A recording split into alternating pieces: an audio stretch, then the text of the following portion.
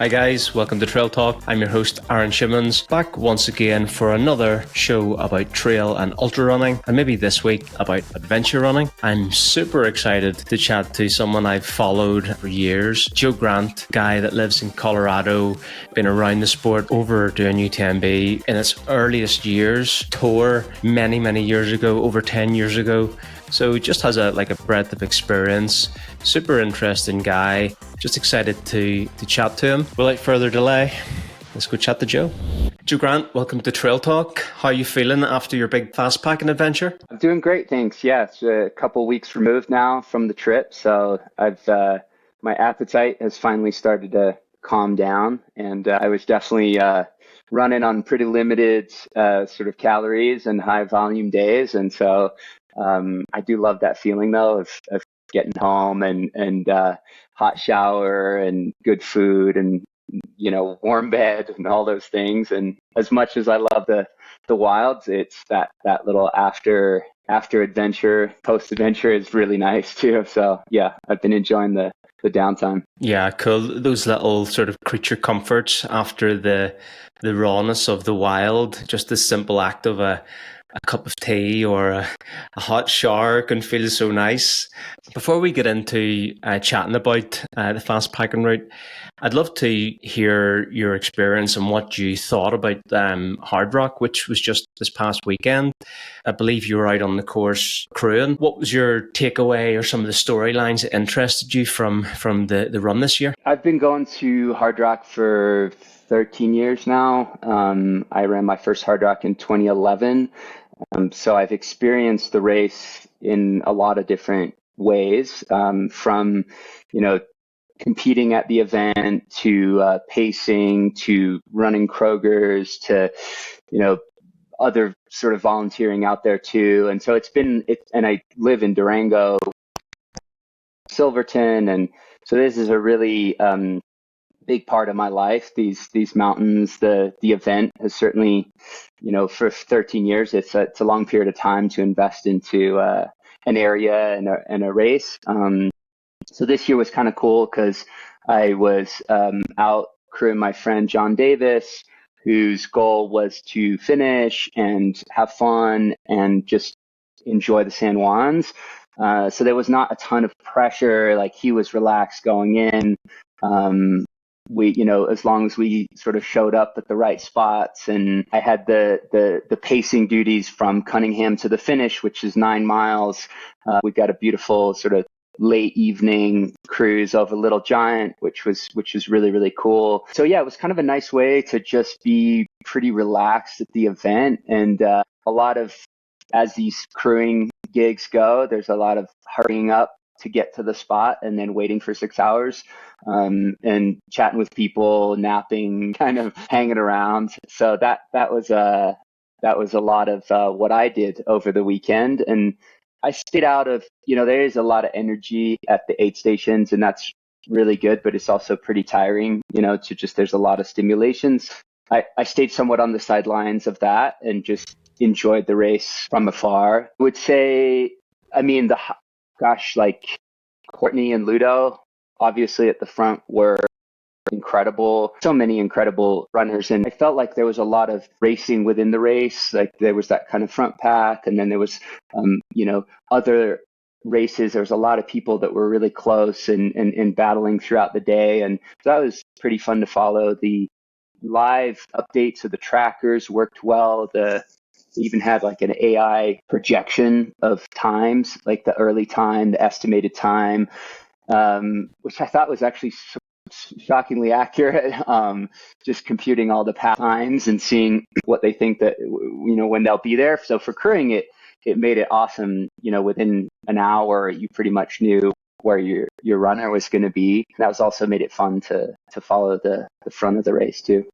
It looked like it was one of those years that the weather was good for crewing. Yeah, it really was. I mean, it's funny. We had a pretty average winter. So snow levels weren't really high, but I was there on my Fastpacking loop. I went through Kroger's, coming over. I went to Sneffels, which is a 14er right next to Virginia's Pass, and then crossed over. And that was 2 weeks ago, and it was completely snowed in.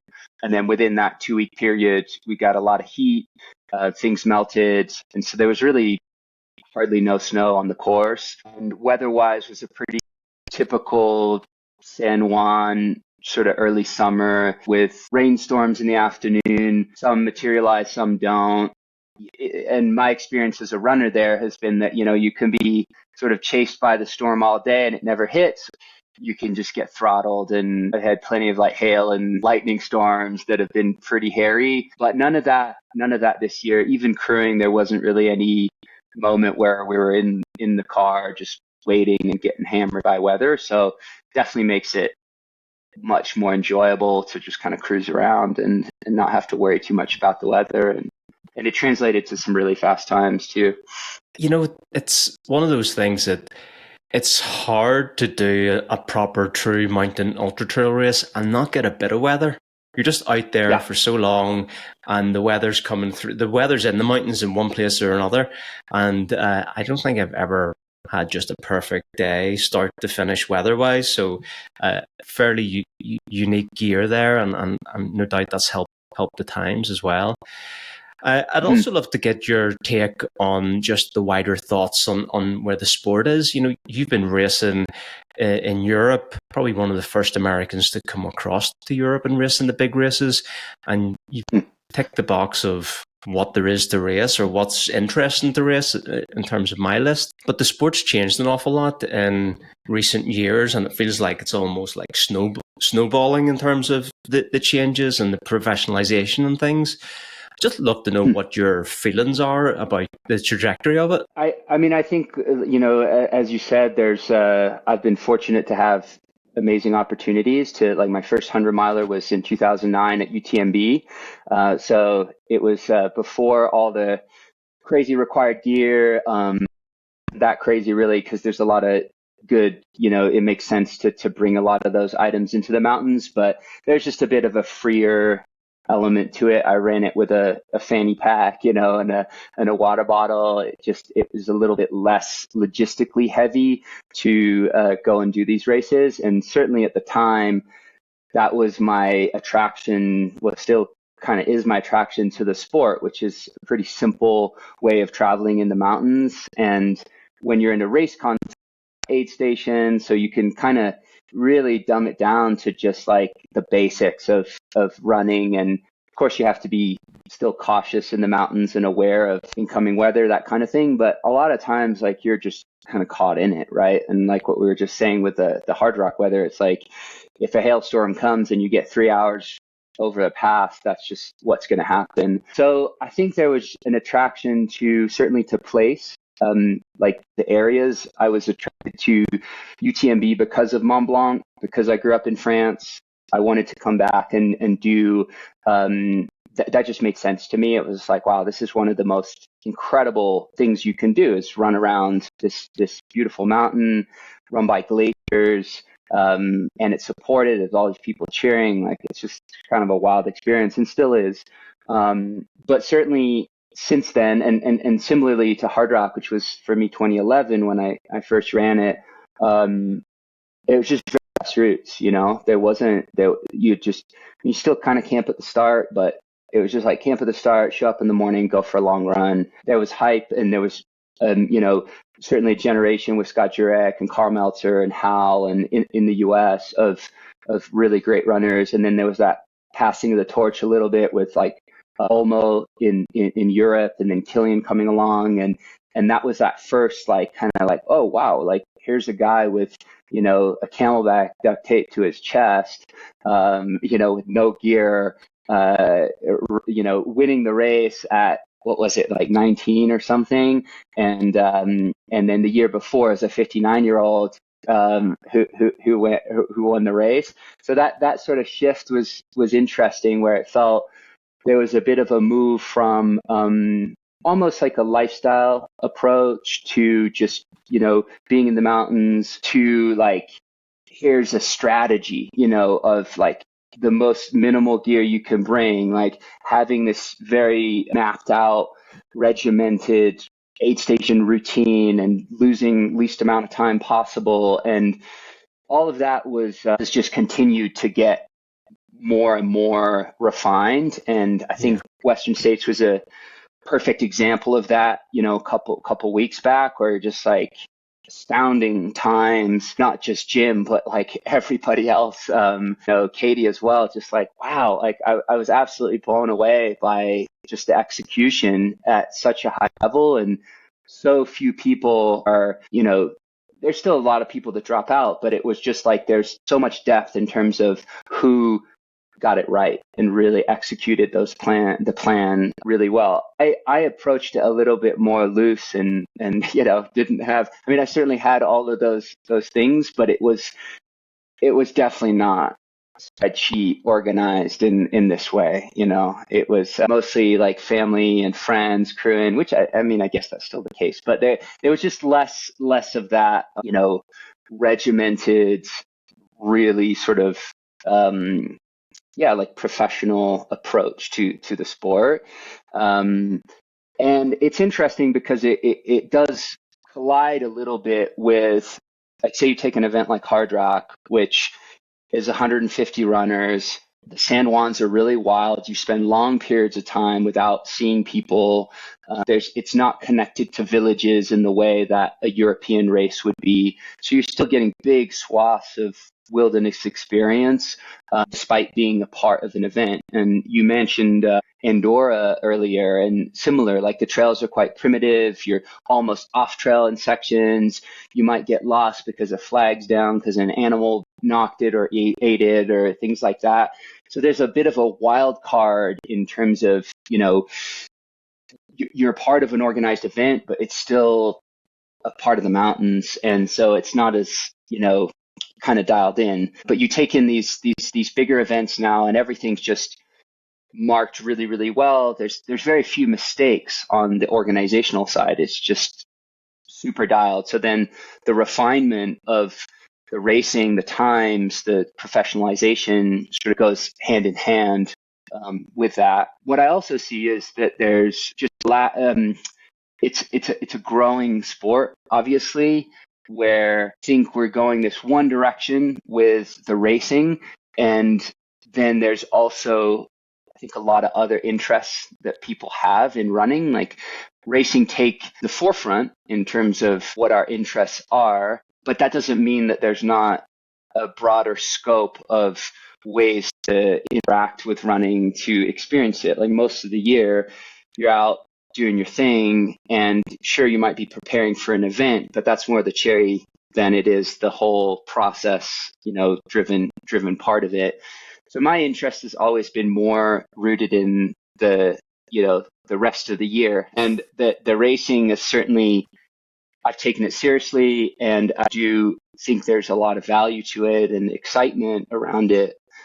But it is also a small portion of the activity as a whole. And so I think that as ultra running matures, there's more room for not just a unidirectional way of experiencing the sport. And I think I look at other activities, like surfing's a good analogy there, where they have the WSL, the World Surf League, which would be similar to our events, and that kind of there's not a governing body in ultra running, but there's an understood sort of circuit of the UTMBs, the Hardrock, the Westerns, these events that you go to, and if you win those, you're going to be in a favorable position for sponsors and media and whatnot. But there's a whole other side to it where we run on trails. We're part of the environment. There's just the day-to-day experience of being out in nature that I think is really one of that's the initial drive for me, and has stayed kind of consistent even through like that racing period. So it's something that I kind of relate to almost as a spectator, and it's fun, but it doesn't really define my whole experience as a runner. And so I I don't get too wrapped up in like, this is it and this is all that it can be, and try to have a bit of I'd say a broader approach to it. And at least the friends and the people that I run with, I have similar interests. And so we end up talking about racing, but also a lot about the areas that we're in, the kind of the trails we want to go run, and, maybe that are new to us, or traveling to different countries and experiencing the culture, and the approach that, the Japanese or the Thai or Chilean runners will have, or, it's kind of a little tweak and variation on what we're experiencing here. And that's a really, really cool thing. And I think the sport's growing into having that opportunity more to allow for just not a single narrative to exist. It's the journey, not the destination, right?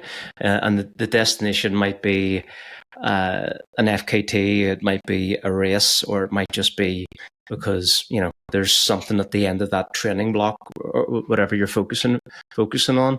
There was a bit of a spike in interest with FKTs around the pandemic, and then it seemed to sort of die off a little bit. Maybe we're seeing more highlighted ones, which would be the purists FKTs are getting more highlighted because they're just the ones that are happening, such as like David Hedges on Nolan's 14 last year, and Jack Kunzel just last month attempting the speed record on Mont Blanc. What's your feelings around this kind of the FKT world? I think originally the interest was, for me at least, was that you could have a framework outside of racing that was quantifiable and that people could relate to. And there was these iconic routes, Nolan's being one of them, where it was it just had a clear, defined, was in a wilderness setting, so you can't organize an official race there. And it was a bit of a kind of a handshake agreement of kind of like, well, there's no real rules, but the idea is just do it, say what you did, and then people will kind of judge the time and your effort based on those metrics, and I think then the racing more structured, because people saw like, okay, I can do this, and then I can maybe gain sponsorship, and I can gain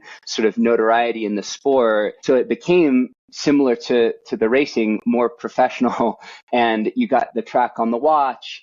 You're going to set a time rather than going to like learn and explore an area.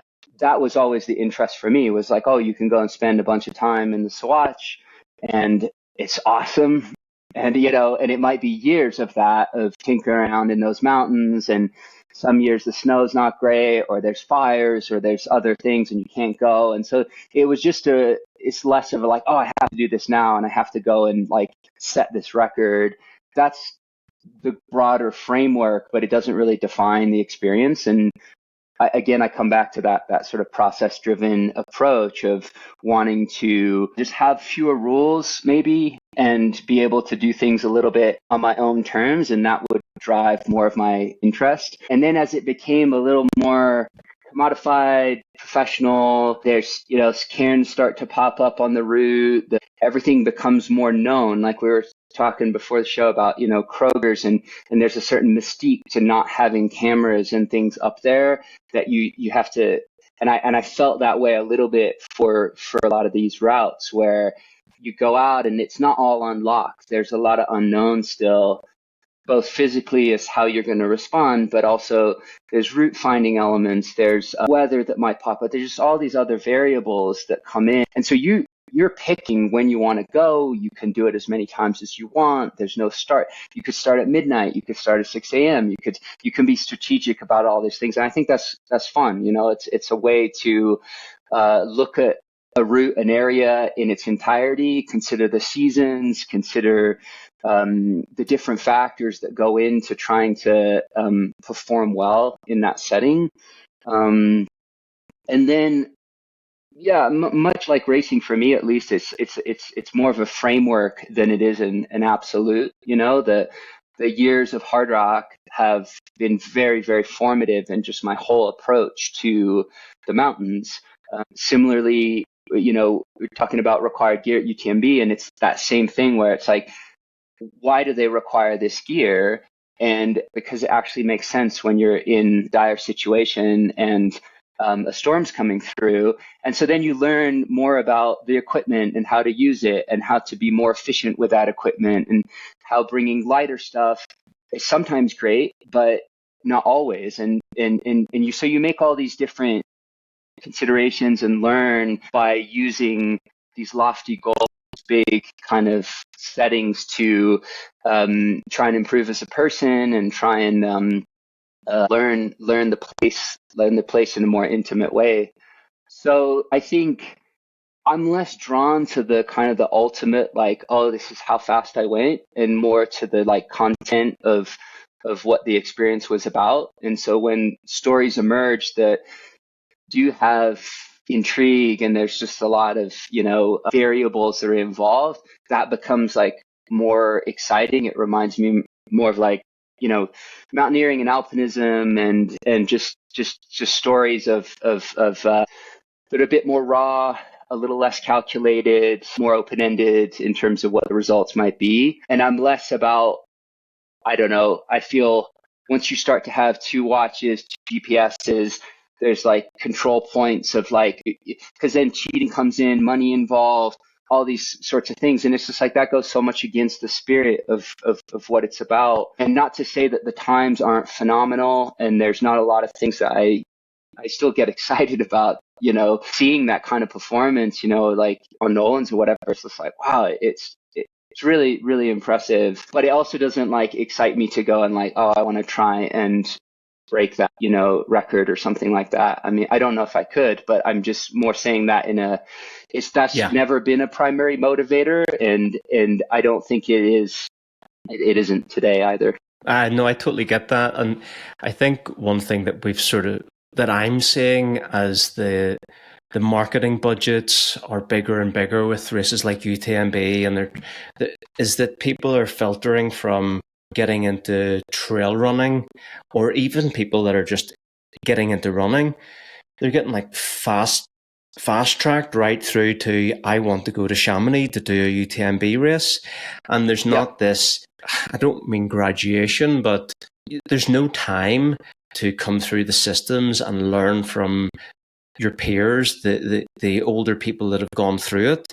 I heard about UTMB from a 60-something-year-old guy that we used to call Long Distance Fred in my fell running club. And he used to tell, you go for a run, he used to tell you about this race, UTMB, and he told me about the West Highland Way and all of these races that he'd been doing. And then you start, the light bulb goes off and you start researching it. And then you're off on this journey of discovery. And it feels like now the time scale from someone running or getting into trail running to UTMB is how much marketing material is put in front of them, because that drives the interest, not the stories of these adventures that people have had. Being said, I think that, it's an amazing experience to have. And if you're going from, I just ran a road marathon to finishing UTMB, it's like, wow, that's amazing. Like, you still have to get the stones and, get the equipment, and you're still out there and you're slogging it through the night. And it's a pretty remarkable thing to do. And it is different. I less attracted to the sort of bucket list check off, like, okay, I've run 100 miles, I've run this.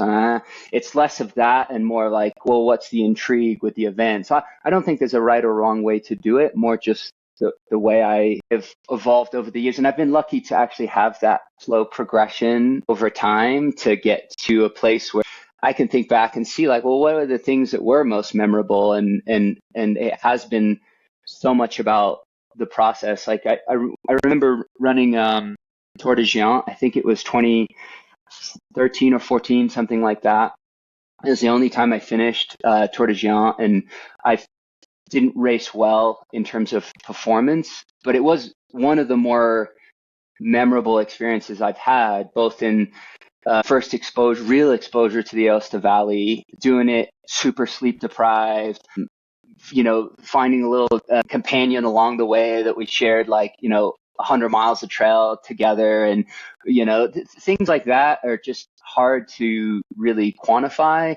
And while the performance in terms of like the athletic sense is disappointing at an elite level, for me, it was one of the better, more memorable races that I've ever done. And so I can sort of think back on it now and just be like, wow, that was what I was interested in and still am interested in. Is, of course, like if you have the addition of performing well and executing things right, it is a great feeling too. Like there's no doubt about it. But I don't know if sometimes you'll rush into it, you'll finish UTMB, and maybe you'll never, like, you'll be like, oh, that's it, like that was just the 100 I wanted to do and I've checked it off the list, and that's cool, that's fine. Or you might be like, wow, this is like a whole world, and then realizing that you have actually the capabilities to do this type of thing can then like give you confidence to create your own, routes, or create your own kind of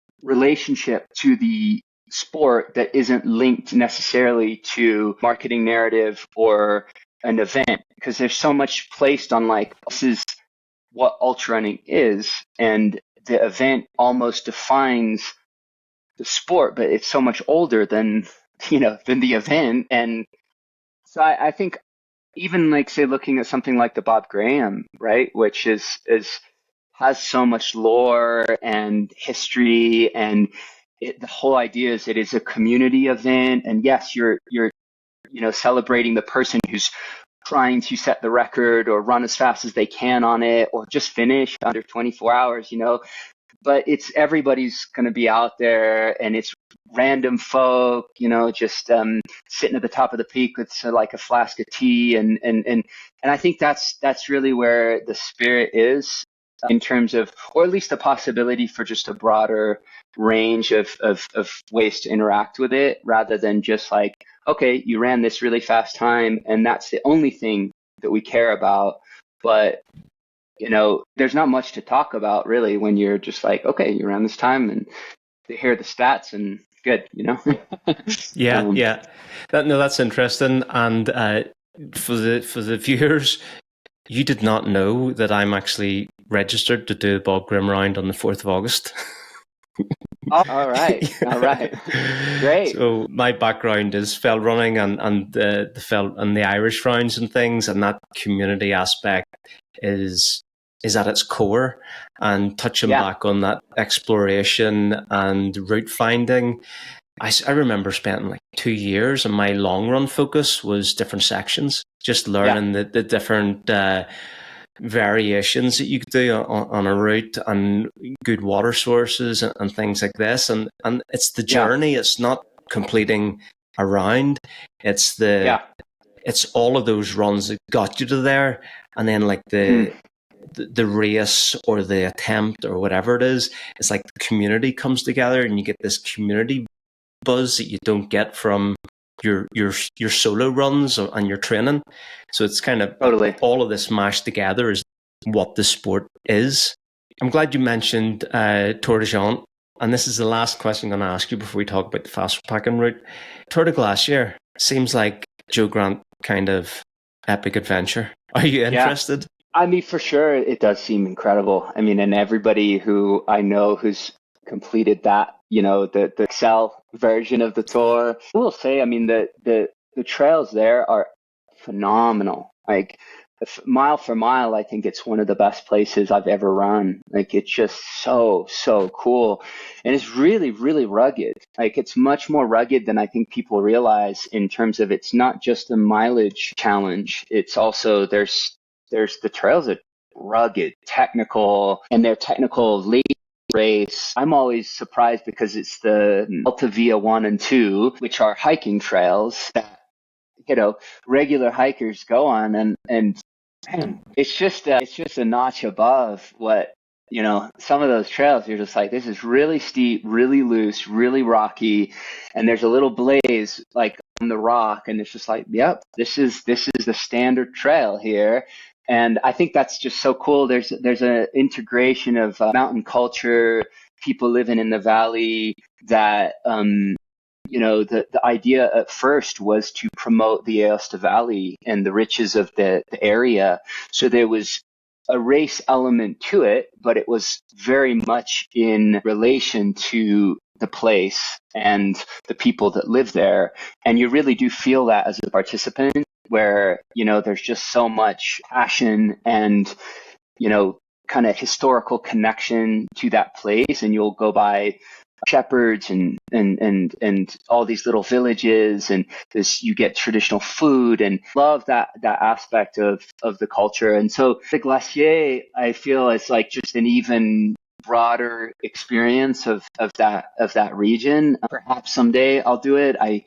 I've honestly like always thought that the tour would be really cool to experience, like in at a slower pace, with like doing the hut to hut thing on that course would be just such a treat, because you'd still get like pretty worked. Like you do a 12-hour day or whatever it may be, and then you come to the hut and rest and do that again. It still take you a while to get around, and I feel there's just an element of like, it's worth exploring the sort of sleepless, just, go into that sort of space where your body's in pain, you haven't slept, you're sort of really in a different, almost like a parallel world. I feel that, your time you've got a really different relationship to time, where UTMB, like, it doesn't feel like 24 hours or day and a half or whatever it might be. It's like, it feels like you spent a week out there or something. Like everything's just kind of condensed into that day and a half. So I think there's a lot of value to putting yourself out in that really raw space. I also think it's like really hard physically, and mentally to, just year after year after year after year, there's a level of exhaustion, I think, that's connected to trying to perform and do well in something that's so demanding on both the body and the mind. And I think I say perform because it is sort of performative in that way, where you're looking to try and get a good time. You're looking to get external validation for the thing that you've accomplished. And so for me, like, trying to redirect my energy into that same level of kind of transcendence that you get from the race context, but maybe with different motivations, has been kind of eye-opening. And that, I think, might lead into our chat about the motivations behind this fast packing around the San Juans, which was, really inspired by still wanting to kind of do the craft at a really high level and get into that space of feeling like I do big days out there, and you're out with the animals and you're by yourself and you have to make decisions on the go. You have to like manage your food, your sleep setup, the weather, all these elements, and no one's watching. It's just you. And there's a level of distraction that's removed from, feel comfort when I'm in a race setting, knowing that it's like this collective thing that's going on, even in very minimal kind of grassroots events. And I think of that as like bike packing is probably where I've experienced that the most. There's maybe 60, 70 participants at the start. Day one, you might see a few people, and then that's it. You're just kind of on your own. And you've still got the tracker that's pinging the world. So in my mind, I'm like, well, people know, they all they see is your dot. So they don't know that you're puking or that you're hiking up the hill or, what's going on. But you do know that someone knows that you're doing this thing. And I think it shifts when it's intrinsic motivation, where it's just I wouldn't say just for yourself, because there's an element of like learning these things and then actualizing them in daily life and coming back to daily life and feeling like you did actually learn something out in the woods. So it doesn't feel like just a selfish endeavor, but there's certainly unknown in just going into a space where like you are maybe questioning why you're out there, not sleeping, running like a maniac into the storm. And whereas in a race, it's like, or an FKT, that's just what the context is. And so there's an acceptance of like, yeah, like I'm gonna put myself out there. I'm gonna try as hard as possible. I'm sort of doing it with somebody looking over my shoulder, so I can't let them down. I can't, And then there's that performative aspect. It's just like, oh, hard and climb this, or send it and caught this person. These little like micro because you know that it's a weird thing away from that external need for validation and more trying to find just kind of contentment in who I am and the knowing I'm doing this for I don't know if the right reason is the right reason. It's more just I'm doing it for like personal reasons, and that to me, like getting really in touch with that opens up doors in terms of growth, potential growth, that I think can sometimes be like lost a little bit when the focus is too much on the metric driven approach. Moving on, just the fast packing route that you've just finished.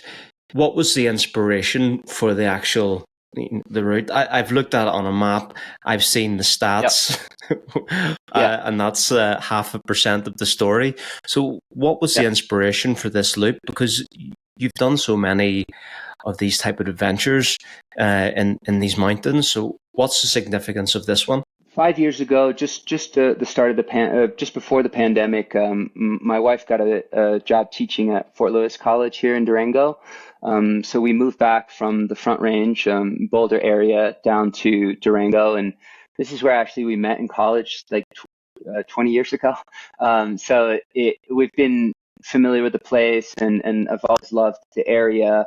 Obviously, it's where Hardrock takes place, and so the San Juan Mountains have always kind of held this special appeal in my mind, and the place I've loved coming back to over the years. I guess just backing up a little bit, in 2016, I made a decision to bike and run all the 14ers in Colorado, and that was at a time where I felt a little bit over kind of the racing scene and wanted to really dig into where I live and be more focused on Colorado.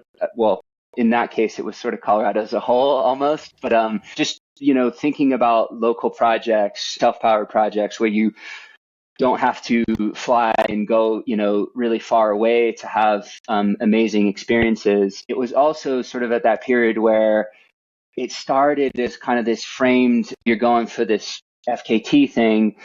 But the real backstory behind that was, again, that was just more of the framework. Like Justin Simone had done the Colorado 14ers in a month on bike and on foot. And I was just like, man, that's such a cool way to travel and experience the state. And so I was really inspired by his approach to it. And I knew that then it was possible to do it in about a month. And that's what ended up happening. So I feel like, following in his ways, in terms of like, I did it in a month and he did it in a month, and we were just kind of like out there for that long period of time experiencing Colorado. Is just like such a privilege to be able to spend that amount of time, in your home mountains.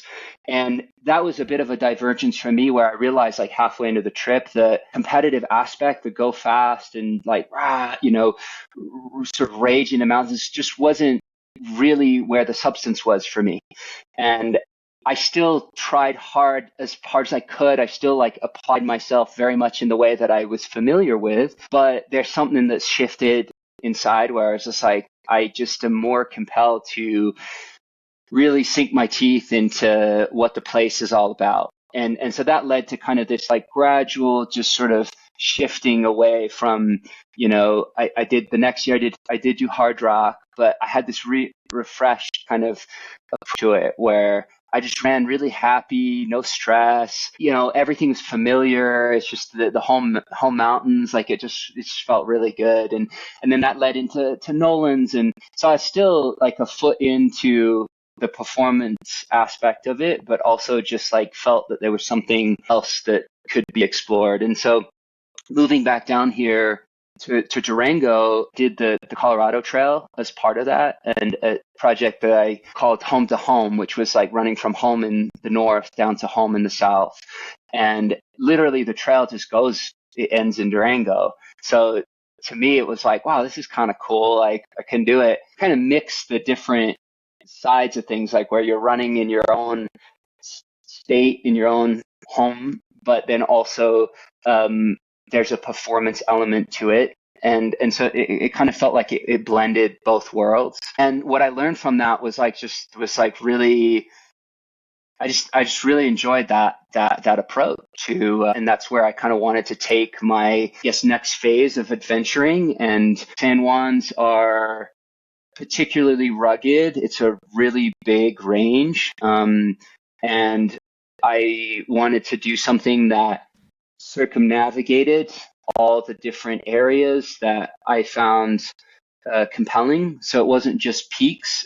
There was certainly some of the 14ers. There's 14ers in the region that really do kind of bookmark the whole loop. And then the mountains are in little clusters that way. So you can go to the Handy's group, or you can go to the San Luis, and then you're all the way out east, and then you come back to Sneffels, and then you're back on the Hardrock course area. And so it just made sense to have the 14ers as part of it. But then I also went to the headwaters of the Rio Grande River that are just, lapping out of the mountain, and then it becomes the sort of the mighty Rio Grande. And that's an amazing experience. There's the Rio Grande Pyramid too, which is it's almost a 14er, but it's a pyramid shaped mountain that looks like an Egyptian pyramid that just sits way out on the Continental Divide.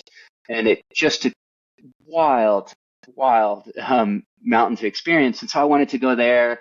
I wanted to go to this place called the Wheeler Geologic Site, which is out far east. And it's these lava plumes that have created this wild looking sandcastle almost. And so you're just out there, and there's just this crazy formations that look a bit like Bryce Canyon. You might be familiar, or Zion, these wild sort of pillars of sand, but they're hard as rock, and they're just randomly in this one little spot. So was that the section that was to the east? Yeah, the furthest east on the route, and that was new to me. I hadn't been out east there, but I hadn't been to the Wheeler Geologic Site in particular, and that was one of the highlights of the trip. And so the idea was to leave from home, do the loop, come back to the house, and then go to these different areas of interest, I guess, and then keep things moving. So I wasn't going to be attached to a certain peak, or had my rough framework. And then based on weather, based on how my body was feeling, based on how much food I had left. And I'm just sort of gauging this, I think I can do this in a day. And then I get there and I'm like, it's going to take me 2 days, and I don't have enough food for it or something. So I'll just skip it. And so it's a bit more of a free form travel approach to, and that was kind of a piece, right, where I talked earlier about not liking having so much rules involved. And so that goes from racing very rule driven, FKTs pretty rule driven, and then you got your own thing. It's your game, your rules, so you do whatever you want. And that's just kind of was really freeing for me, being able to have an idea, have a context, and pull on all the different experiences and expertise in this setting, everything from gauging how much food you're going to need, to your shelter for sleeping at night, to your managing your feet, managing little injuries that might pop up, your energy levels, deciding, do I go up this and risk it because the storm's coming in? Maybe I get lucky. Maybe it's not worth it. Contending with moose, contending with other wild animals, and having to pay attention to those things, and really being kind of tuned in to the environment. I think it was another step in terms of the learning process for me, where like the first 4 days, I didn't see a single person. I mean, I saw two people from afar and waved on the first day, and that was it. That was my only interaction with humans in the first 4 days, which was so cool. It was just kind of me out there, very few people aware of what I'm doing, going for 12, 14 hours, in really rugged terrain, but just having the time of my life, and I chose to bring a film camera instead of a digital camera because I didn't want to deal with batteries. I wanted to also, I love photography, and I go down that route and it's so, the environment's so cool that I'd be like, oh, I'm just going to stop and spend 2 hours like photographing whatever. And here it's like, well, I've just got a limited amount and I don't have the feedback from the camera if it's good or not. So I snap the shot, and then I, kind of keep the momentum going. So there's this idea of like keeping things moving, being really paying attention to both the external things that are happening and both internally, like checking my motivations along the way. Some sort of heroic kind of ego thing comes up in my mind, trying to like push that away and realize that, like, or then I start to compute. I'm like, God, I know this section and I know it's going to be like 6 hours and it's pouring rain and it's kind of going to suck. And then instead of just focusing on that, whatever might occur in those 6 hours, just being like right there. And because I didn't have reception, I don't have like really many distractions. I don't listen to music when I'm on the trail, like all those things. So it's like, and then you start to pay attention to things. And I was like, I saw like a little baby coyote pop out onto the trail, and maybe I'd have seen that, if I had a phone or whatever, but maybe not, And so then, you just tune in at a higher level, I think. And that was what was kind of most rewarding and compelling on the trip. So it feels like you're still doing this in this like that fast and light approach is blended with efficiency. Just trying to be as efficient as you can, moving through the space and taking in and absorbing whatever there is there. So in terms of like just moving through the mountains, and were you just sleeping whenever you got tired? I guess I'll just add quick that like I had, like when I was younger, I had always this idea of like, if you would just have one like kind of round the world pack and shoes, and like in my late teens or whatever, it's just like I want to go around the world, and just have this like one little knapsack of things, and then you can just go. And you can hop on buses and walk, and you can go up, so that was sort of the spirit of like this, idea of like, you can have everything that you need right in your pack, So then what I love about that, the fast packing idea, is that you're sort of whittling it down to necessary items with a few maybe items of like comfort. And that depends on, each individual where they sort of draw that line, but you have to carry it. So the weight element then becomes, like my camera is small and compact, but it's 2 pounds, and so that's, I think, a kilo, so it's not a light rig, Significant. but I want to bring it. So I'm like, okay, well, I'm going to make it lighter in other areas, and I'm willing to compromise this, but I'm not willing to compromise that, So that there's a lot of little decision making there in terms of choice of equipment. Like the morning of, it was raining out, literally at like 6 a.m, it's already raining, and right there, I'm having coffee, and I'm like, I think I'm going to bring the heavier jacket. And so I had an ultralight, really, really light jacket. And I'm like, I'm going to leave this at home. I'm going to take the triple layer Gore-Tex. And it was such a good decision. Like I was just so happy that I brought, a better jacket. Same with the pad. I decided to bring just the foamy, cut it in half the morning of, left the inflatable one at home.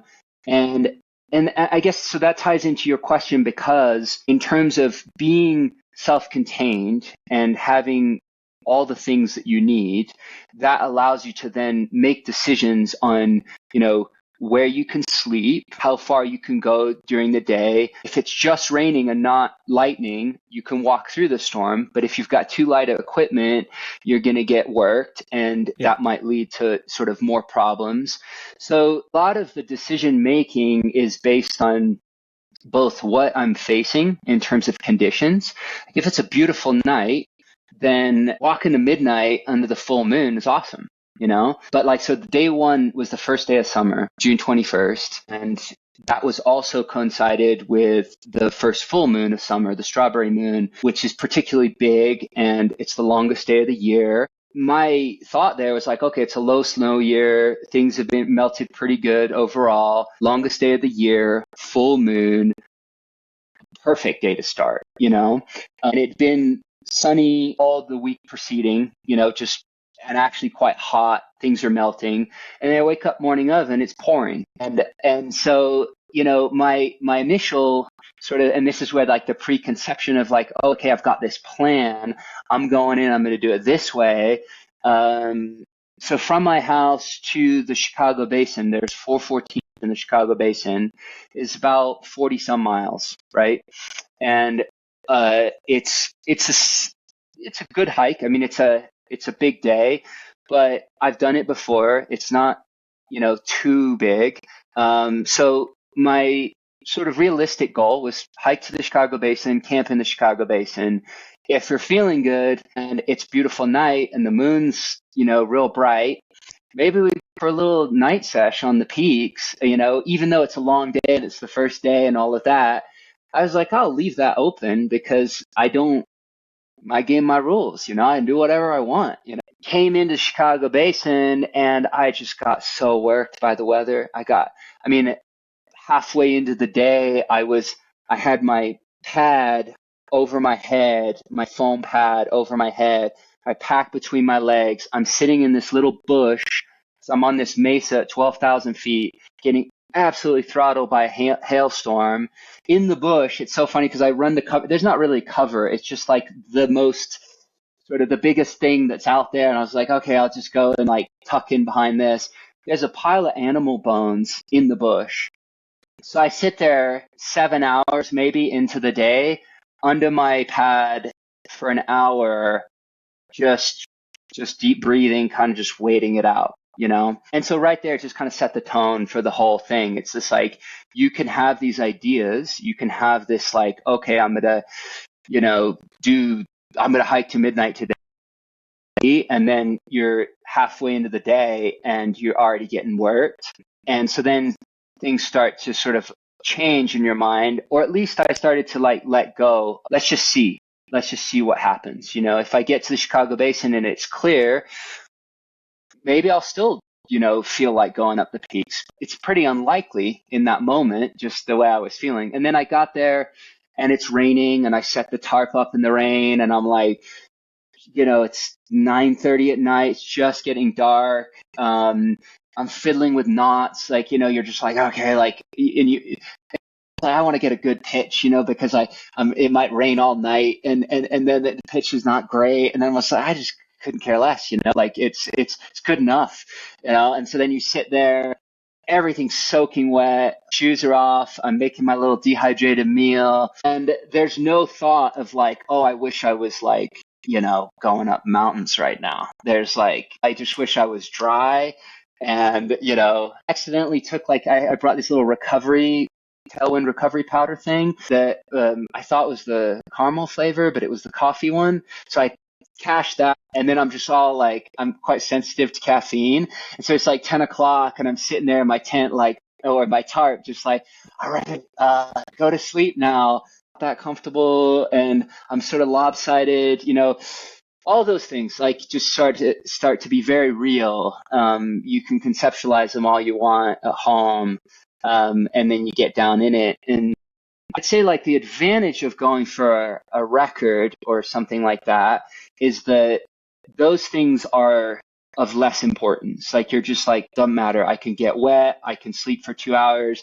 I'm going to go and I'm going to ignore all these other things, which in some ways is a really cool skill to have. It's also quite a fascinating space to put yourself in. The other side of it is that when you're by yourself and you are self-reliant in that moment, you you have to make decisions not just for comfort, but also for safety and your well-being, and know that you've got another potentially, 10, 12 days or however many days of this. So then I'm like, well, I can't just let the sleeping bag get saturated and wet. Like, I have to kind of care for my stuff. I also, you're just less reckless, I guess, with, your body, and more attentive to your needs, but in a way that's not, like, no one's going to help me in that moment, but, me, really. Getting your head straight, feeling like you're okay, you're safe, things are wet, but you're not cold. Like, like it's sort of like you just kind of break it down to the basic needs, right? So then in terms of movement, that's how I start to move in the mountains, where I want to go up this peak, but the weather's just looking too sketchy. And I'd mentioned this before, and I was like, I had an example where the Handy's 14ers, there's 3 in there, and I had this little route kind of planned, and I was like, okay, I'm going to get to, it's called Cuba Gulch, and I'm going to get to Cuba Gulch, and I'm going to go down Cuba Gulch, and then up Handy's and Sunshine Red Cloud, those 3 14ers, and I'll come back to the Colorado Trail, and I'll keep going. Well, I get to Cuba Gulch, and it's 8 p.m. at night, and there's no real trail to speak of. It's like all these really overgrown willows. It's very, very wet. It's storming. I start going down there, and I think, like, okay, I'll make it maybe halfway down and camp somewhere in the gulch. I run into 2 big bull moose, and moose here they're very large animals. They're territorial. They're probably the most dangerous. Like, certainly bears and mountain lions can be dangerous, but they're more elusive. They tend to not really want to interact. So of course you can get into trouble. They're less of a concern for me compared to, you scare a moose and the thing starts charging at you and you can get really worked. So I'm just not feeling it. I'm a half mile down this gulch, and I'm, head high in willows, and it's raining, and then there's a big moose there, and I'm like, I don't know if this is great. Leading into the night too, So I hike back up to the pass and camp there at 12:06, which is pretty high to sleep. And all the everything's just alive. You can hear the coyotes. There's like marmots trying to, like, nibble your stuff. And there's the moose. There's just all these, the animals are really, really like being up high, so they can kind of see down into the valley and stuff. So I camp there, wake up in the morning, 30 yards from my tarp is a moose. When I wake up, I pop my head out and I'm like, oh, like there's moose right there. So I'm like kind of packing up, and it didn't cause any issues, didn't really interact with it, nothing. It was fine. But, you are by yourself, and you just have to make these decisions that aren't so much driven by ego, but driven by common sense, being in that space. So I tried again to go down Cuba Gulch in the morning. And I also, like, just did a little tally of my food, and I'm like, I've got 1 day's worth of food before my resupply in the town of Creed.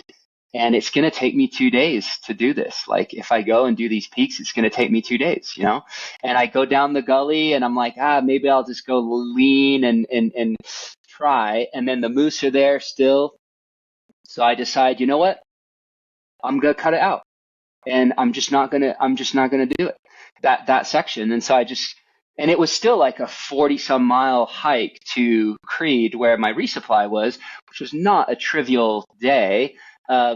Literally got to Creed that next day with 1 bar left, food wise, So I was cutting it pretty close. I would have not had enough food had I gone the other direction. So those are just things then that you adjust and adapt on the go. So some days I would go 12, 14 hours. That day in particular, I really, really wanted to make it to the outskirts of town that night to be able to just wake up, walk in, have breakfast, coffee, get my resupply, and then keep going. And I just thought, okay, that's my goal today. So that meant coming in at like 10 or 11 at night and doing more of like 15, 16 hour day, you know? But so every day felt like continuous movement, but not so much based on, had little objectives, just rough idea of like, I'd be cool if I could make it there.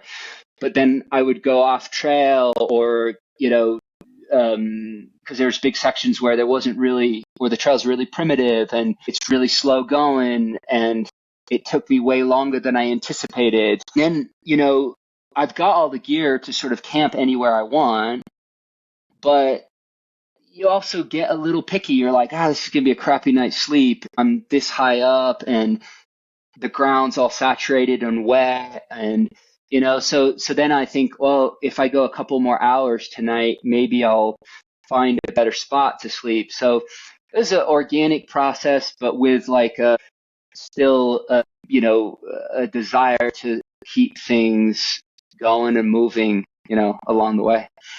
Yeah, it feels like such a raw experience, and have to make sure that you're going into it with equipment and prepared to adapt on the fly and make these kind of route choices and things.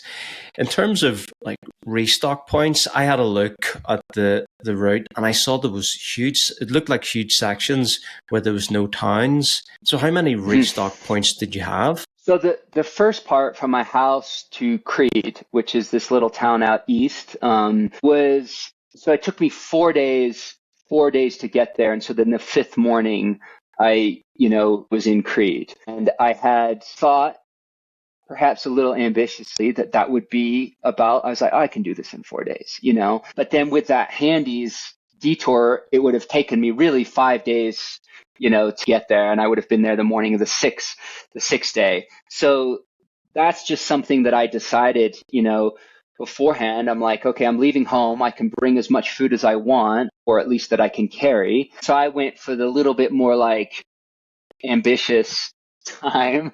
And then I just had to adjust and make it, you know. Then, you know, Creed was a great resupply.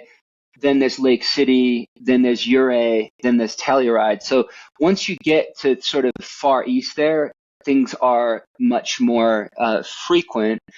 With that being said, it's interesting how when you know that all you have is in your pack, and you're not interacting with people, you can just kind of get into that world, and it feels like you have a bit of control in that space, right? Where, you know, like I've got this much food, and so I have to eat, you know, I don't want to bonk, but I also don't want to just chow down food at lunch and then, you know, be empty for the afternoon. So I just kind of spread things out evenly as I can. Same moving, you know, I felt like I need to be a little bit more conservative because I've got quite a few days to go before I'm going to get any kind of assistance, so to speak, from, you know, towns. But then like coming into Creed that night, it's a 9-mile trail that's pretty rugged coming into town that I was doing in the night, headlamp on, fast pack on, just running, just full running. And I could feel the fatigue, everything that's coming into my body. And I was like, it doesn't matter, because I'm going to get down to the bottom, I'm going to sleep in the dirt, and then I'm going to get into town and have a burrito in the morning. So I don't care. 2 days prior, I would have felt like, you know, can't quite put that amount of effort because I don't have the safety net of, you know, the town. So then you get into the towns and you think like, and a burrito and all this nice cooked food. And that's a sweet little comfort right there, you know? And so then your mind starts to play these games of like, well, it's only a day to get to the next town, so I don't need to quite take as much food, but then I do need to get to the next town. You know, You're still playing that game? Yeah, you're still playing that game, and it's weird how it messes with you. It's a bit like having crew on, say, like an FKT or something, like doing a supported, thing rather than a unsupported or self-supported. On the one hand, crew is a huge boost. It can be a huge performance benefit. And you've got that sort of like, oh, I get to my crew, they'll have all the food, I can change jackets, shoes, socks, whatever I need. It's going to be cared for there. But it's also like takes you out of the really focused, dialed in headspace. And I've just found that kind of different headspaces sort of pretty interesting. Like on the one hand, you think that you're performing better when you have crew and support because you're running faster or you're moving overall more efficiently in terms of your overall time, right?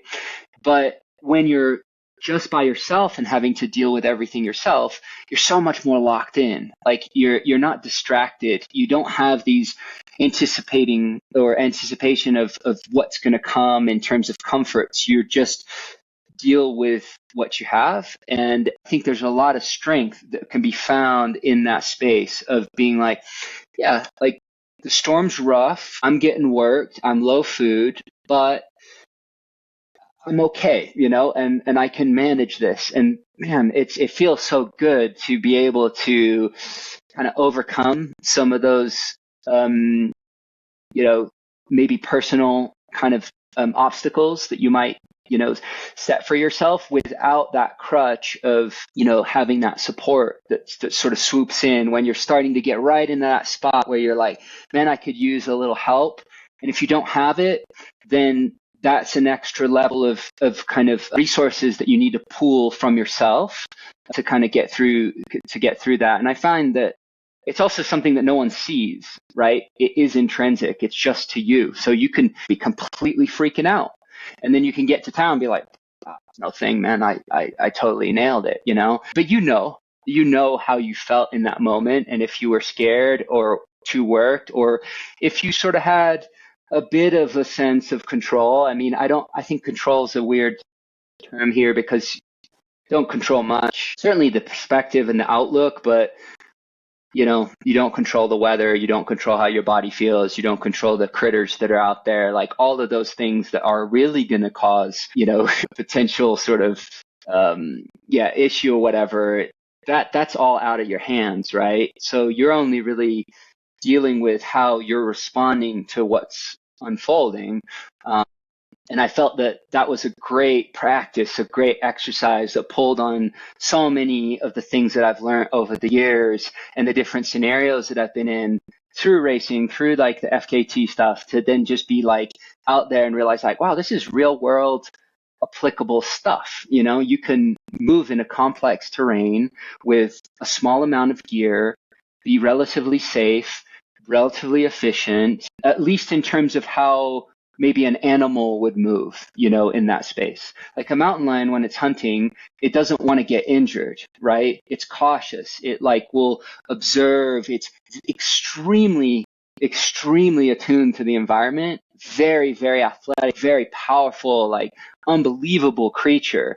But yet it's humble in like, it's not just going to come out and start roaring and like swatting at, even though it would just destroy you, it will still be so cautious in how it moves, right? Much like kind of in that space of just like, don't roll an ankle here, because if you do, it's going to really compromise your ability to move in this space, and you've got limited food and the weather's bad. Like, just check yourself. And a lot of times I feel like you get caught up in the space of like, you can just march over these mountains like no problem or whatever, like the storm ain't no thing. And when it settles in over days, they're not as tough, it's just, San Juans are rugged.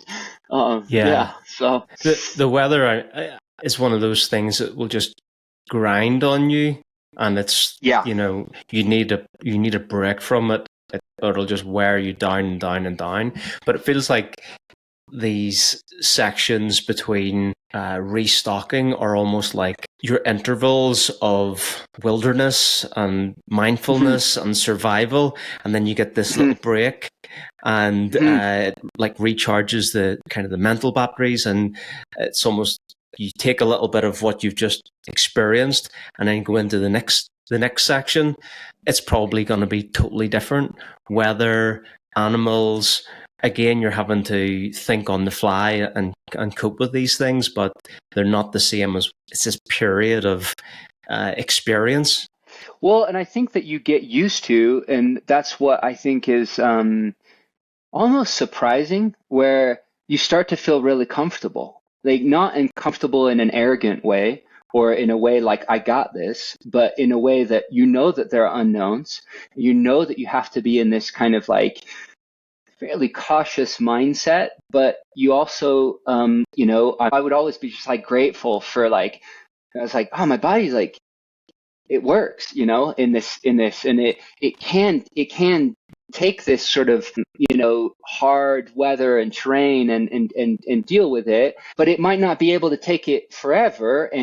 So in this moment, I feel just really grateful that my body's able to do it. And then also, it's almost like, it's similar for me in photography, where there's an element of like the anticipation is exciting, right? Of this, like, you're not having a preconceived notion of what you're going to get.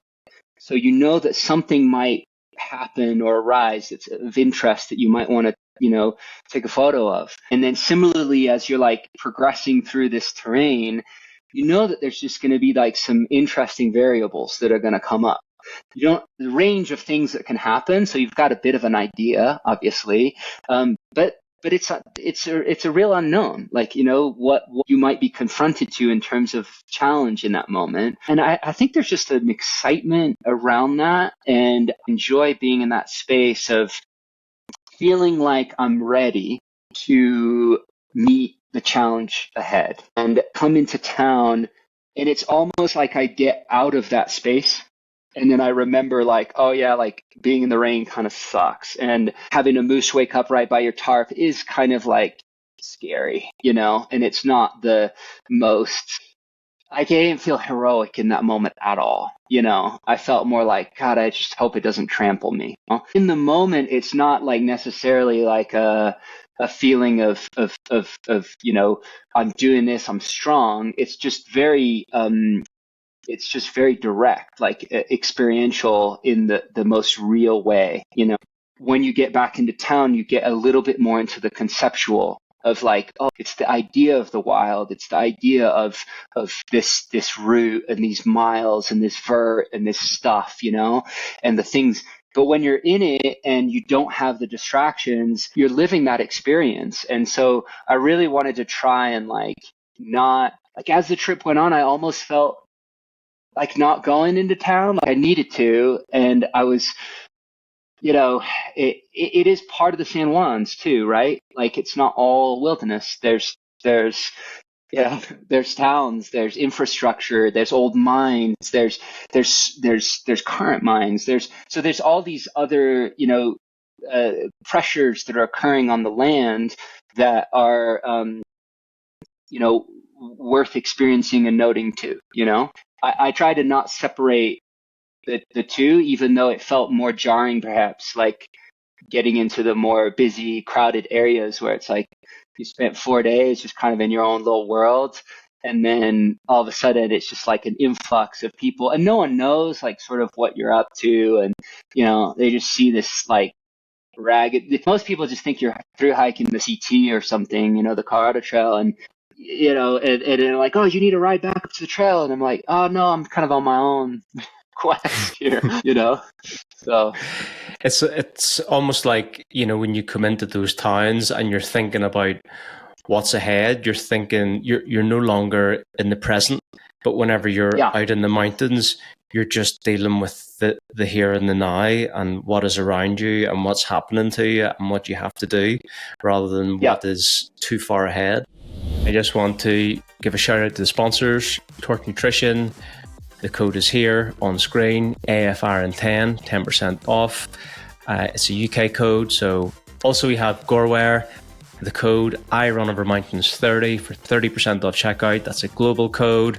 Make use of it. They're inventors of Gore-Tex. They make really awesome stuff. I promise you, socks, shorts, t-shirts, jackets, you name it, GOREWEAR has you covered. I also want to give a bit of a plug for the Trail Talk WhatsApp community. Link for that in the description. We just have some great conversations every day. There's various groups, nutrition, racing, banter, meetups, all the chats in there. There's a great community. It's just a fun place to chat and bounce ideas off with other people who are nerds of the sport.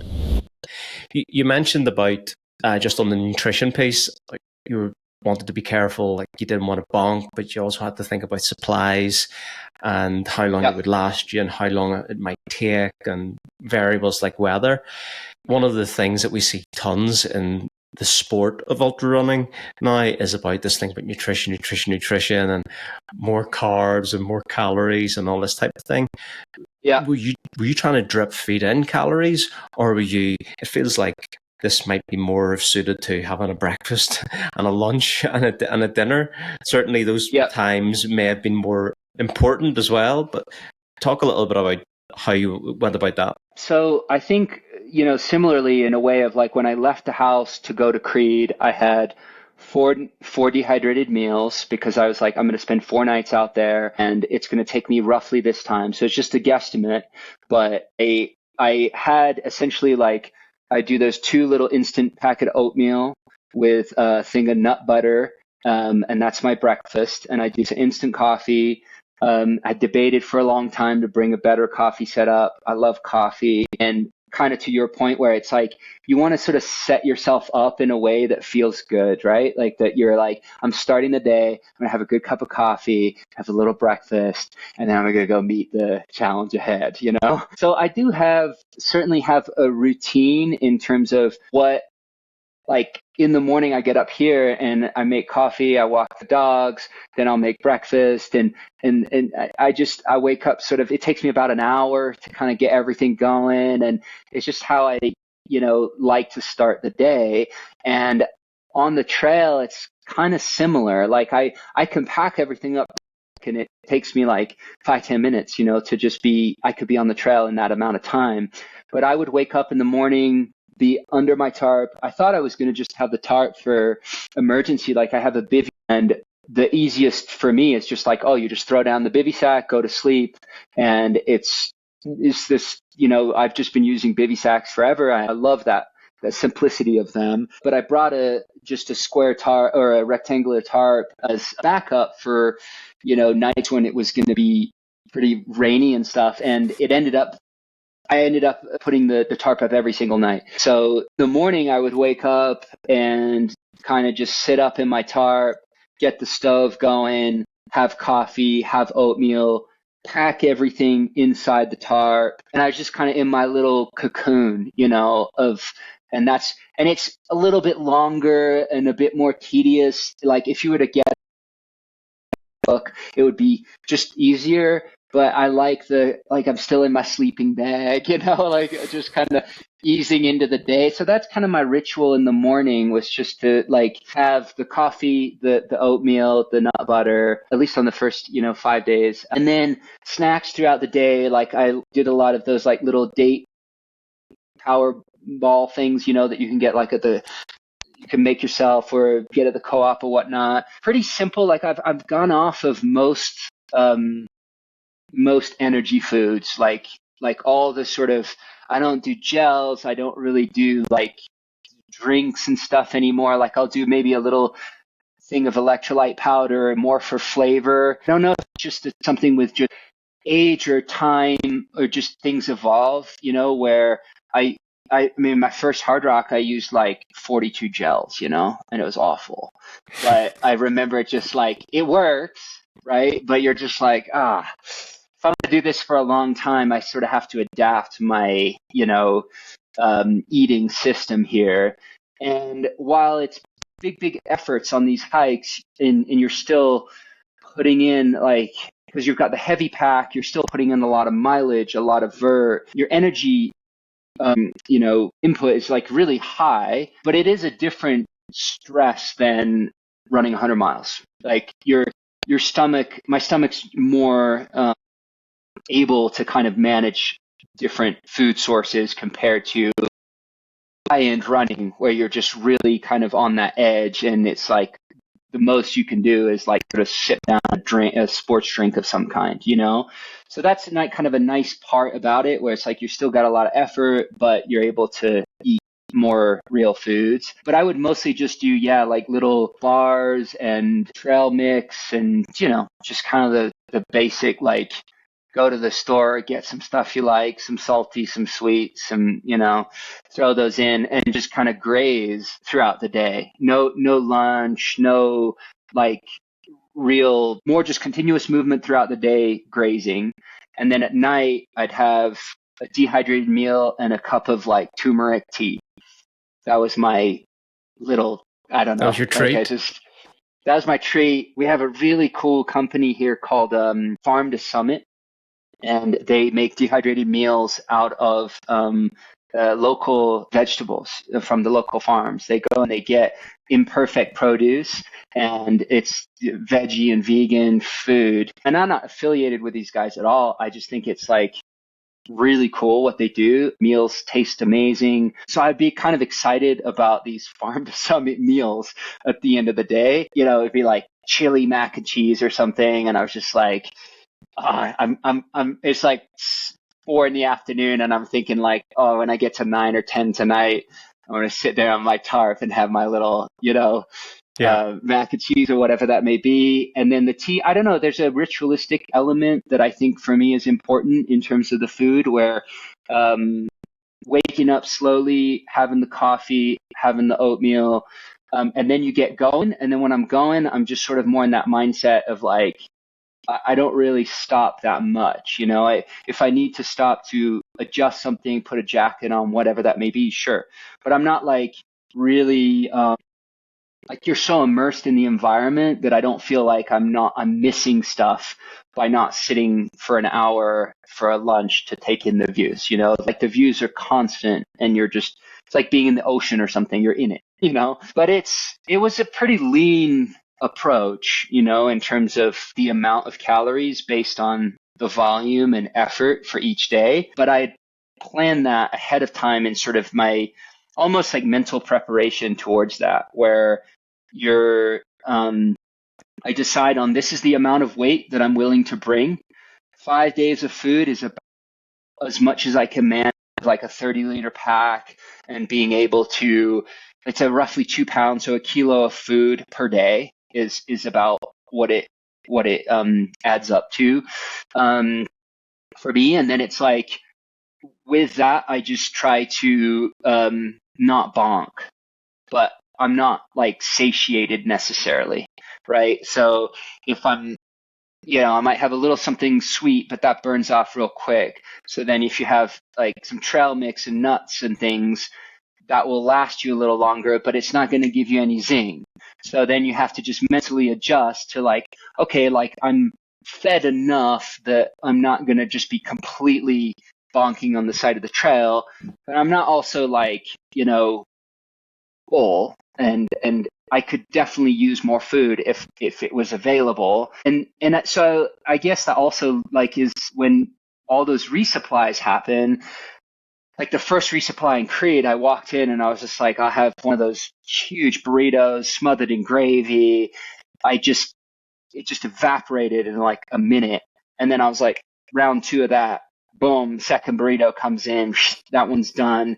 Like these are substantial, amount of, and then I was like, great. Like and it was so funny because normally you would just be so wrecked like after one, and here I had 2 left, went straight back out on the trail. Like, it barely even registered, but I would get like more, it's harder to plan because then it still sits on your stomach. So then I didn't eat for like 4 or 5 hours after that because I've got all this food in me that needs to digest. So then when you go to like the gas station or the convenience store, whatever it may be, to like get your supplies for the next couple of days, I've got a belly full of food and I'm like, I don't need like all this food, I'm full, right? And so I would be I don't know, it's just like harder to plan on the fly, like, because you're not thinking super straight. You're thinking more of like, I'm full now. How many days do I have to go? Okay, like what have I been sort of eating? Like, maybe I should get another couple more bars or something, And then you go out and you hope it sort of works out. So much easier to plan from home, leaving as you go on the fly, But then I added in like little like frozen burritos, which was a staple of mine on the 14ers trip, where you get them from the convenience store or whatnot, and then put them in your bag and they thaw out. And then you've just got like a bean and cheese, simple food. So then I'd have more of like a lunch, with the little burritos and stuff. But yeah, nothing too crazy, like more opportunistic. Like I joke that it's like kind of a raccoon diet, where you just whatever's there, I'm eating it, Thankfully, there's tons of water on the route. Like it was a really, really good time of year for water. So I would carry, I had 2 1-liter soft bottles and then 1 half-liter bottle with a filter on it. And then would only really carry that quantity of water for short periods of time in the evening where I was going to cook with it and then make breakfast and that type of stuff.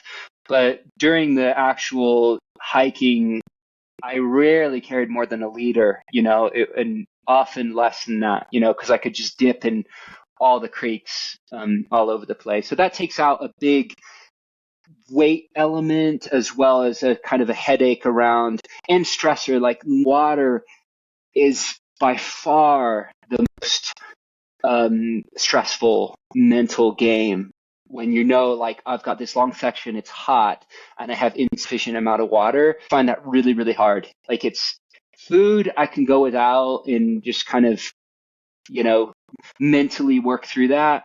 Water, I mean, it's just, it's hard. So that's why like I went to the desert earlier this year to hike with some friends, test out some systems a little bit and just, and I'm just not as good and familiar, skill wise in the desert. And so it always is like a really good way to like sharpen the skills. It's just, you're going to have to carry like 3 liters of water for this section. And it's a lot of weight on your back, as well as just gauging, your intake, not wanting to drink too much.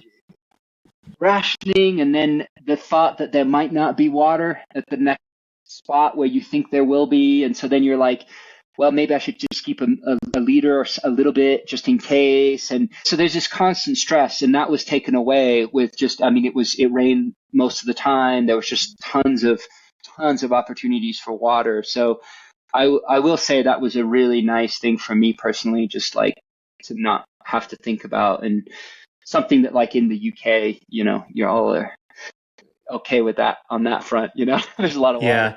Yeah. Well, maybe that's the silver lining with all the rain, that you didn't have that dehydration stress with the water. Yeah. So you mentioned about the pack and the weight of the 4 days of meals, the potential for water weight and things like that. It looks like it's getting up for me around the max I would want to fast pack with, which is normally like, I normally find anything over about 6.5 kilos. It takes any joy of running out of it, even if it is that downhill component. Just jogging. So what sort of weight was your pack, and how maneuverable was it at times, or was it something that decreased as you got closer to supply and then you ran more? Or? Yeah, I mean, the biggest weight element is definitely food, like without a doubt. I think I have my gear down to a really that's just really comfortable for me, which is basically like I have a super light 35, 40 degree sleeping bag in Fahrenheit. So that one is it's under a pound. So the sleeping bag is super light. I have a sleeping bag cover that is waterproof, but doesn't have any zippers, no anything. It's just simply covers the sleeping bag, keeps it dry. So all of that, the bag and the sleeping bag cover just kind of stay together as one unit, go at the bottom of the bag. That's waterproof, taken care of. And my other sleep piece is the the pad, which obviously having a pad in the pack, like an inflatable one, is cleaner, like in terms of scrambly stuff and all of that. But then you do have to bring a puncture kit. You have to be a little more careful. I just tend to not do great with those things, like the pads. Like I always kind of get a leak, and then I'm frustrated because I'm carrying this dead weight, and it is adding comfort. It does add insulation, but the foam pad, just I cut it in half. It's really light. It does stick out a little bit. It's a bit of a pain, like just how it rides, but it's not that big a deal. And for the advantages of just sliding that off and just being able to sit on it, sleep on it, shelter in it, all of that, it's just worth its weight, to me, or the bulk element of it. So those were that's kind of the sleep system. Oh, and then I have a really light Dyneema, which is kind of unbelievable, honestly, like where it's like, it's a 5-ounce tarp that just packs down to really small, fully waterproof, very durable, kind of a mind-blowing piece of kit, really, where you're just like, you can just get under that and there's a full-on storm going on outside and you're just chilling in your bag. And the versatility of that system works really well for me, where if it's good weather, I can just sleep in the bivvy and then I can put the tarp up as needed. So those are the base things, right, that I can't do without. In terms of clothing, I had a little pair of very light puff pants, very light puffy jacket, long sleeve wool, and that's it, just the clothes I have on. Spare pair of socks. So my base weight in terms of what I'm bringing equipment wise is really pretty minimal. And I think as light as I can do it in terms of feeling comfortable with this is gonna be versatile in a great variety of conditions and temperatures. So once that's kind of I'm not sure exactly what the total weight on it is, but I think it's about as light as I could comfortably get it, like where I've got the lightest sleeping bag. The sleeping bag cover's super light. The tarp's really light. Yeah, you can go a bit lighter if you've got a torso inflatable, but really it's like pretty damn light, Camera, like I said, is like the 2 pounds, which was my splurge. And I had to bring some film, so there's a bit of weight there. Headlamp, I have a phone charger, like a little power bank thing, but really that's about it. So in terms of like equipment, I try to just like have no extras, just the stuff I need and stuff that I've used for years that I know is just gonna work in this environment. And then I bring rain pants and that heavier rain jacket. So like the rain jacket I initially brought was like 6-ounce, hyper light, like pretty much a windbreaker style rain jacket, the kind of jacket you would use for UTMB, and it's perfect for racing. But then for this, it's like I went like a proper Gore-Tex shell, and that's twice the weight of the hyperlight rain jacket. But man, such a good decision. Like I was just so stoked. Like day one, just like that's the kind of weight that I want to bring and I'm happy to have, because I just put the jacket on top of the pack and it was on and off for 11 days, like every single day. Like I used it, So that's really the equipment side of things. And then food, like I said, it's about 2 pounds or 1 kilo per day when I'm planning at home. So I started with probably 10 pounds of food and whatever that adds up to in terms of, the equipment piece. But I don't know. I don't want to say something wrong because, the fast packers are very numbers, so it's just like, that was heavy or light. I don't know. Basically it's light. It works. I don't think it's stupid light. I don't think it's thought out based on my comfort level and experience and knowing like, okay, these things have worked historically for me. I think that they're going to work. And honestly, like I wouldn't change a thing. Like it worked perfectly. As you say, the bulk of the weight is in the food. and the water. The water, We all kind of know what the pieces of kit roughly weigh. You know, we know what that component usually makes up, give or take a little bit. Just touching on like the other sections, I'll call them sections, is in between restock points. So the first point was 4 days, right? Yep. Did you have any longer stretches than that, or what was the rest of the route sort of made up of? Yeah, then it was 2 days, day or two at a time, mostly. Like I feel like the Creed back to Lake City was a couple days, and then like Lake City to Ouray was a day, Ouray to Telluride. I went further than Telluride, but that was a day. And then from there to the finish was, I think, 3. So it was like the biggest was really the first push. And I knew that, and that's kind of why I went that direction. Resupplies get more frequent. Even if some kit out or whatever, I can go buy stuff or, in town. And so I just figured like start with the most dial setup that you can for this period of time and then adapt as you go. So then it wasn't too much pressure, right? Like afterwards, like I felt not only was I just in the trip and dialed, but I also knew like I didn't have to go into town and buy a day's worth of food, and kind of repack everything in that way. It was more just like big days, 2 days. So I had to have like I would bring 2 dehydrated meals, even though I knew that I was probably going to only be out for a night. So I just have a little bit of a safety net there in case something storm or whatever.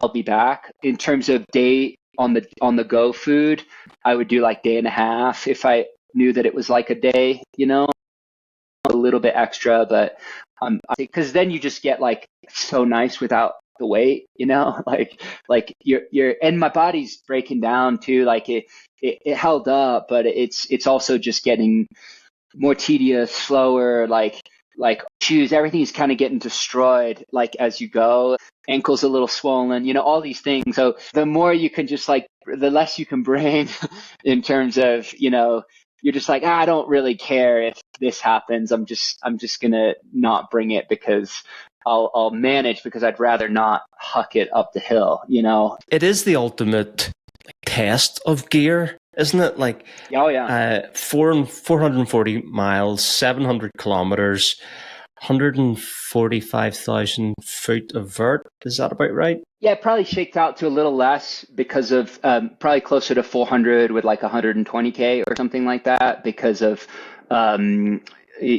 skipping like the handy section. And I made a few on the go, variations. Like right at the end, I was going to go into the La Platas, which is a beautiful little range here that we have, and that was my plan to finish there. And then there was really a lot of storms, and it's just all exposed up high, so I diverted down. It didn't change the mileage that much, just less exposure, a little bit less rugged terrain too. So there was adjustments along the way, but yeah, it shook out to about 400 and 120K, something like that. Yeah.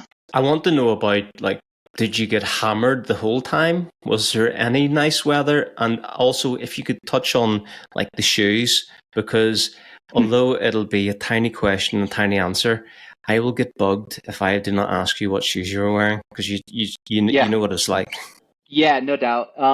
Yeah, the weather. It's funny, man. It was like I said, it was sunny before leaving, sunny afterwards, and the 11 days I was out there, it rained every day. It didn't rain continuously, obviously. I would say the first 4 days were probably the most intense in terms of continuity of bad weather, and then I got good spells of like, decent weather, and things would sort of dry out. But the worst storm was coming into Ouray. Like I actually joined the Hardrock course there. It's called the Bear Creek Trail, and running into Ouray.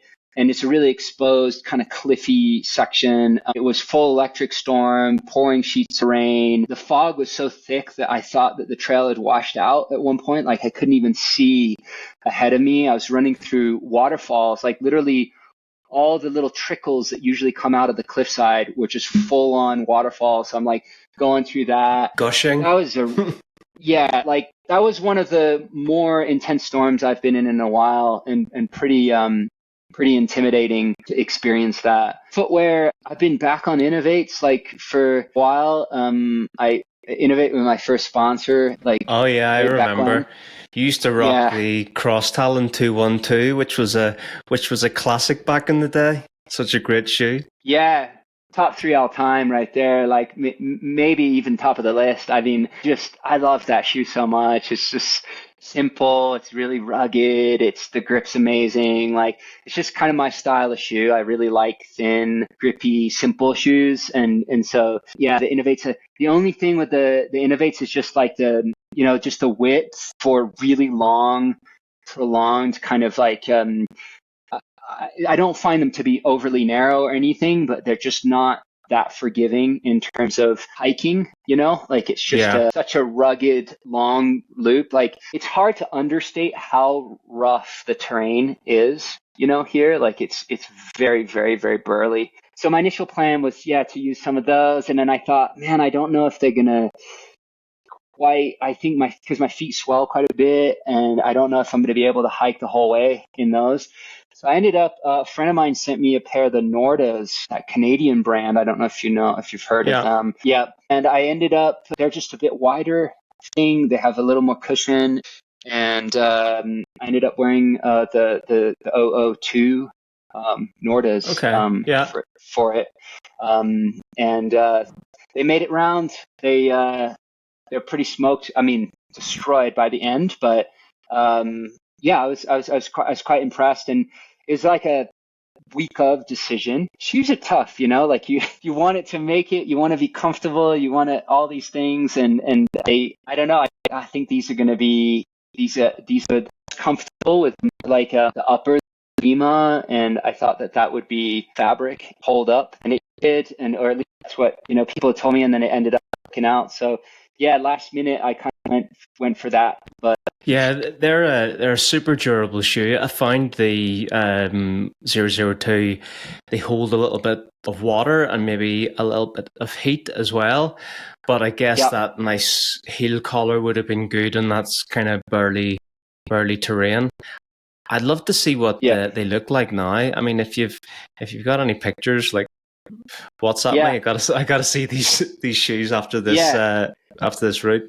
Yeah, it's pretty impressive. I mean, I've always been a huge Vibram fan, and the Vibram outsole and midsole, which I never used a Vibram midsole, so I was kind of intrigued by that. They feel a bit more, a little more damp, like a bit dense in terms of the. Not as mushy as some of the, like the supercritical foam or things like that. It's like light, poppy, all of that, but they kind of die pretty quickly. I tend to like that's why I like Innovate so much, is because they're kind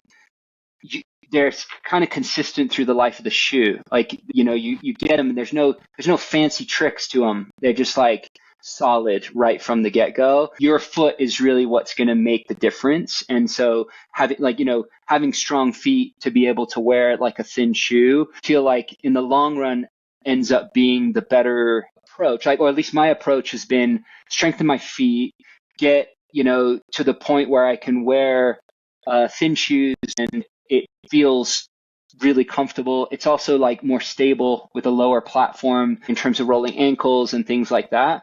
So I've always been, I ran UTMB in the 212s, it's always been and TORQ actually, which is kind of nuts. Nobody would do that now. Nobody would make that choice now. No, I just don't really, I've never jived with the thicker sole and the more cushion. I like that my foot can articulate and do what it needs to do, while also picking something that's the right tool for the job. Like, you want the right grip, you do want protection in talus, and there's a lot of sharp rocks and all that kind of stuff that you do need a little bit of underfoot protection. And I thought that those Nordas struck a nice balance with that. Like it's a 5 mil lug, slightly thicker midsole, but it's still only a 4 mil drop. So it's not, you got a natural sort of stride with it. And they are kind of a bit wider volume just throughout the shoe, which I also liked.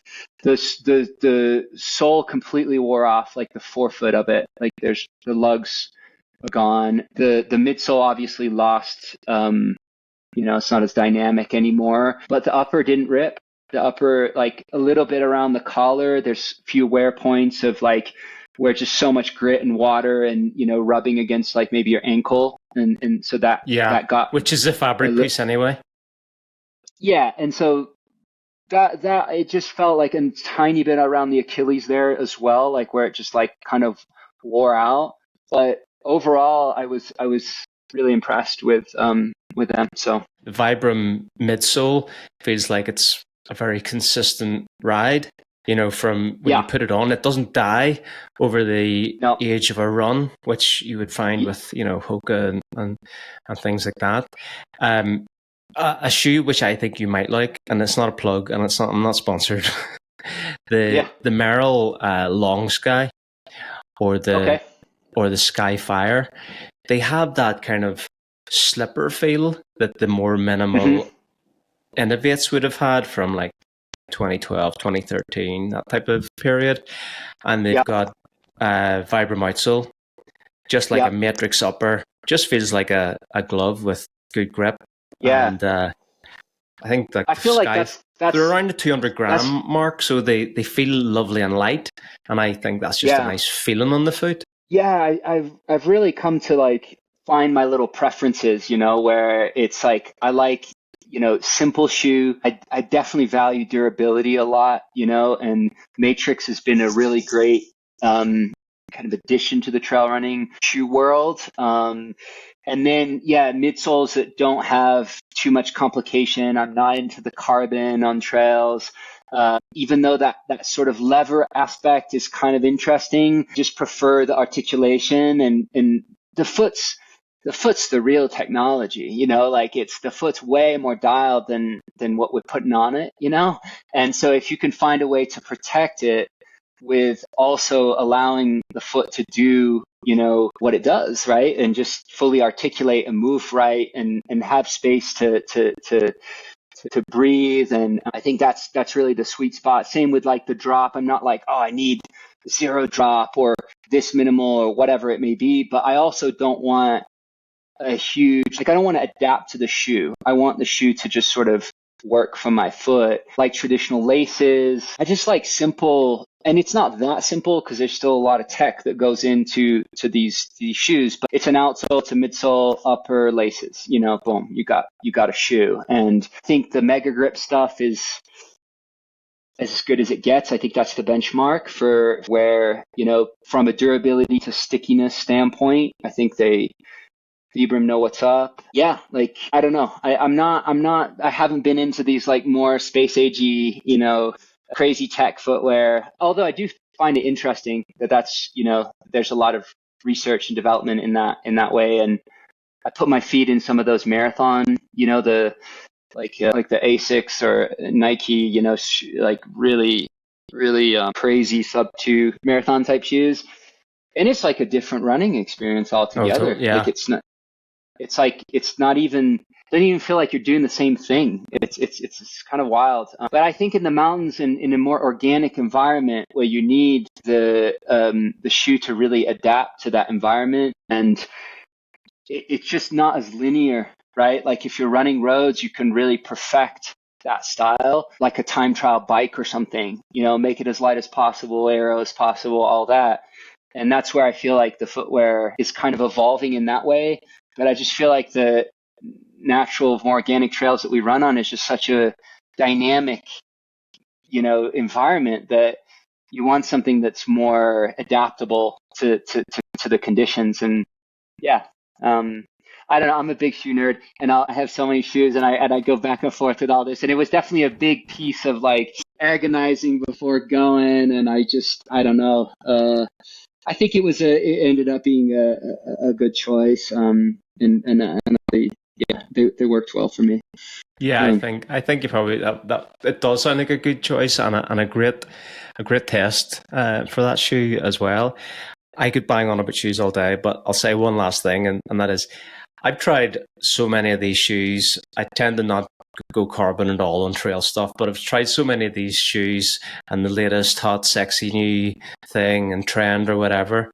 And I've this year I've gone back to wearing the La Sportiva Mutant, which I think I've been wearing that shoe from 2015 or something, and you're wearing the Norda and the Normals and the Merrells and all of these shoes, and then you stick on this Mutant. It hasn't changed in about 10 years. It hasn't changed. Even whenever they brought out a new version of it, they basically changed nothing. There was no tangible change, and you pull it on and like, this shoe is bomb proof. It lasts forever. Yeah. There you've got your durability. You're not your grip throwing. It's got it's just a robust shoe that lasts forever, and it's just funny, I have just such a high instep that the burrito wrap doesn't wrap correctly. So the Mutant's always been one of those shoes where I've wanted to like it. It just doesn't fit me that well. And I think that's why the 212s they just fit me so well. Like, it's such a familiar, kind of what you're saying, where you just find something that it is very personal. It depends on the type of terrain that you're on, what you run the most. Like, the Mutant's kind of a brick if you're running, like some chill, like little trails, like it's not for running. It's not a running shoe. No. But in the mountains, you're like, yeah, I want this kind of like level of grip and yeah, it's, and I think that's what it is. It's like hard to recommend footwear for people because you don't know, like, well, so what's your experience? What do you like? What do you, what's your style of running? Like, I even found, like, going back to some of those early innovates, like, finding the feeling of running how I used to, like, it's a kind of a weird thing to say, but like, just like, you adapt a little bit to the new style of footwear, and you start to stride a bit different. You tackle technical terrain differently because like, I can't, this one's more protective and cushioned, but if I go too aggressive down into this like section, I'm going to twist an ankle or something's going to happen. And so you almost start to like, adapt. Like a Hoka, you just can plow through stuff, but that's just not how I run. And so it feels weird to me to all of a sudden be just like, doing these big strides down technical terrain just because I can, because there's this massive pillow. Whereas I'm like more like, tic-tacking down, just like trying to pick a good line. And that's just been so ingrained in like the style, like my approach to like running down the hill, that it was a really like kind of nice, familiar feeling to like put something like that back on and just be like, oh yeah, this is like, I love the way this moves, So yeah. You're making me want to dig out an old pair of 212s just to, like, feel it, and it's so much different than the shoes that we get nowadays. But anyway, look, I don't want to take up any more of your time, Joe. This has been a blast. I've really enjoyed chatting to you about just chewing the fat about stuff, about mountain stuff. Thank you. We'll close it out with one last question. And what are you thinking about for the rest of the year? We're only getting into the summer. Is there any other cool things you're thinking about for the fall or later in the year?